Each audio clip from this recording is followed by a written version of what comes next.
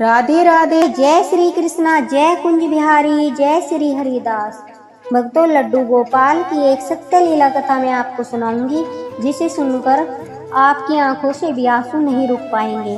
भक्तों, लड्डू गोपाल एवं बाके बिहारी जी का एक भक्त परिवार है जो उत्तर प्रदेश में रहता है। उनके परिवार में उनका बेटा, पति और पत्नी 3 सदस्य हैं जो लड्डू गोपाल की सेवा करते हैं। ये परिवार बाके बिहारी जी का अनंत भक्त है।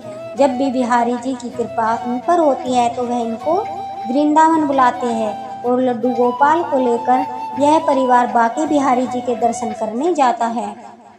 लड्डू गोपाल जी यमुना में स्नान करते, राधे राधे नाम जपते, खूब नाचते गाते वृंदावन की परिक्रमा करते हैं।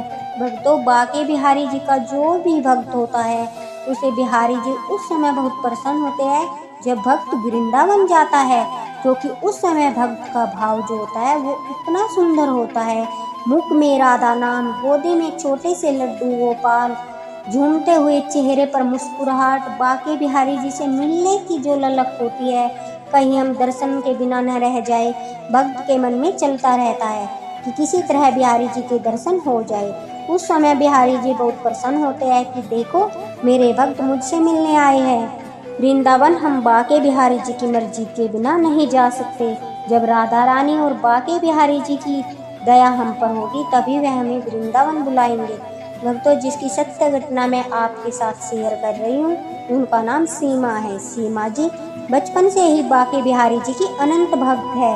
वह शादी से पहले ही लड्डू गोपाल की सेवा करती थी। समय निकलता गया, सीमा जी की शादी हो गई। सीमा जी अपने ससुराल पहुंची और कुछ दिन बाद उन्होंने अपने पति से कहा कि मैं लड्डू गोपाल की सेवा करती थी और ऐसा करके मेरे मन में एक उत्साह बना रहता था। मेरे मन में शांति रहती थी और घर परिवार में भी सुख शांति का वास रहता था। मैं चाहती हूँ कि आप लड्डू गोपाल ले आओ ताकि हम सब मिलकर उनकी सेवा करें। सीमा जी के पति भी बाके बिहारी जी में श्रद्धा रखते थे। वह वृंदावन जाकर वहाँ से छोटे से प्यारे से लड्डू गोपाल ले आते हैं। इस प्रकार घर में ठाकुर जी की सेवा पूजा होने लगती है। धीरे धीरे वक्त गुजरता जाता है और बिहारी जी की कृपा से सीमा को पुत्र की प्राप्ति होती है। समय के साथ ठाकुर जी की सेवा होती रहती है।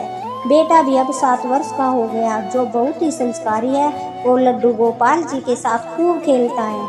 कभी लड्डू गोपाल को टॉफी खिलाता है तो कभी आइसक्रीम खिलाता है। सुबह के समय सीमा जी के पति ही लड्डू गोपाल जी को जगाते हैं और सीमा जी उनको स्नान, भोग, पूजा आदि सब सेवाएं करती है।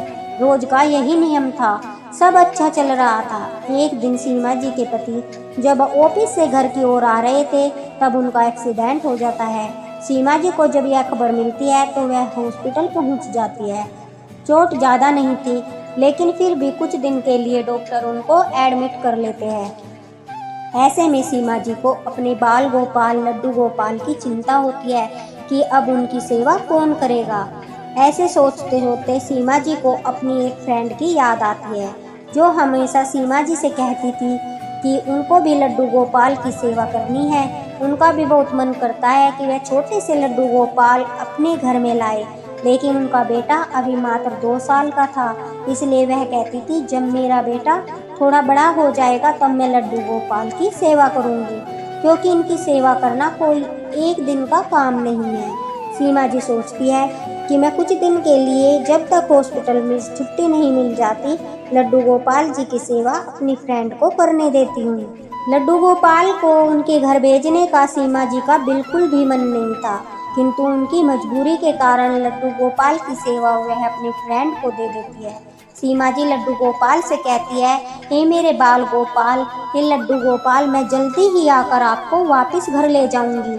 सीमा जी की फ्रेंड बहुत खुश हो जाती है और लड्डू गोपाल की सेवा करने लगती है। लेकिन उसी रात सीमा जी कहती है, मेरे जीवन में ऐसी घटना घटी जो मैंने कभी सोचा भी नहीं था कि मेरे एक फैसले से मेरे बाल गोपाल, मेरे छोटे से लड्डू गोपाल को इतना कष्ट होगा, मैंने कभी सपने में भी नहीं सोचा था। सीमा जी कहती है कि रात के समय बैठे बैठे मुझे नींद आ जाती है और मुझे एक दिल दहलाने वाला सपना आता है। सपने में मैं अपने लड्डू गोपाल के दर्शन करती हूँ। जहाँ के दर्शन मुझे हो रहे हैं वहाँ मेरे बाल गोपाल सो रहे हैं। वह मेरे फ्रेंड का घर था। मैं सपने में देखती हूँ कि मेरे बाल गोपाल मेरी फ्रेंड के घर के मंदिर में अपने बेड पर सो रहे हैं और उनके चारों तरफ चूहे चल रहे हैं।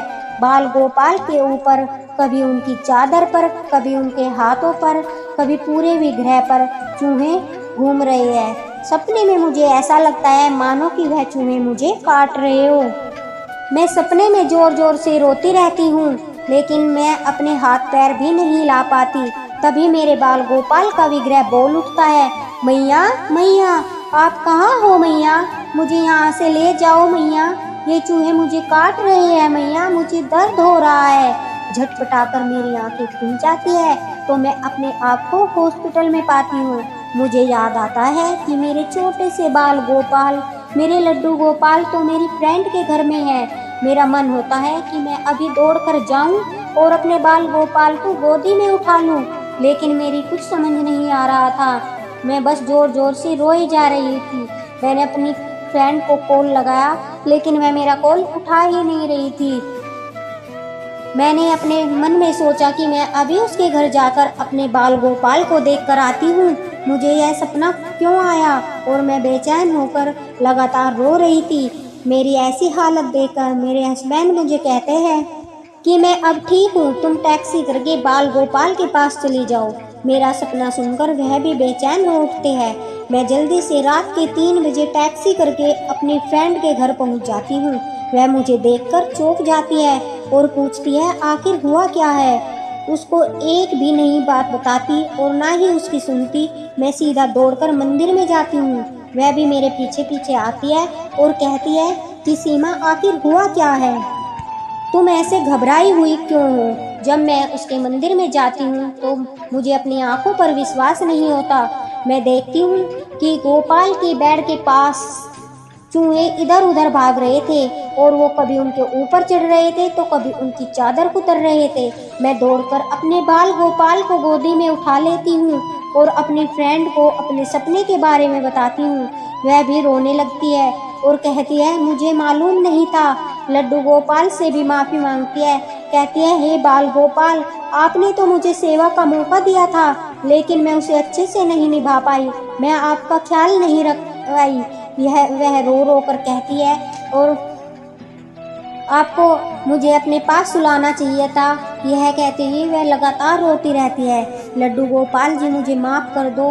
बार बार वह मेरे बाल गोपाल से माफ़ी मांगती है और साथ ही साथ कहती है कि मैं आपकी भक्ति को भी प्रणाम करती हूँ। मैं इनके पास होकर भी न जान पाई कि और आप इतनी दूर रहकर जान गई। आप जैसा लड्डू गोपाल का भक्त बनना सबके लिए मुमकिन नहीं है। आप इनसे इतना प्रेम करती है, मेरे लिए प्लीज़ इनसे क्षमा याचना करना। मैं अपनी फ्रेंड से कहती हूँ कि तुम पहले चुप हो जाओ, यह सब इनकी ही लीला है। तुमसे जो अनजाने में गलती हुई है उसके लिए तुम्हें बाल गोपाल माफ़ कर देंगे, वो बहुत ही दयालु है। ऐसा कहकर मैं अपने बाल गोपाल को वहाँ से ले आती हूँ। घर लाकर उनको मैं स्नान कराती हूँ, चंदन का लेप लगाती हूँ और अपने मन में निर्णय करती हूँ कि मैं बाल गोपाल की सेवा कभी किसी को नहीं दूंगी, चाहे मेरे जीवन में कोई भी कष्ट आए। सीमा जी का बहुत बहुत धन्यवाद जिन्होंने यह सत्य लीला कथा हमारे साथ शेयर की है। बोलो बाके बिहारी लाल की जय, वृंदावन की जय। जय श्री हरिदास। राधे राधे।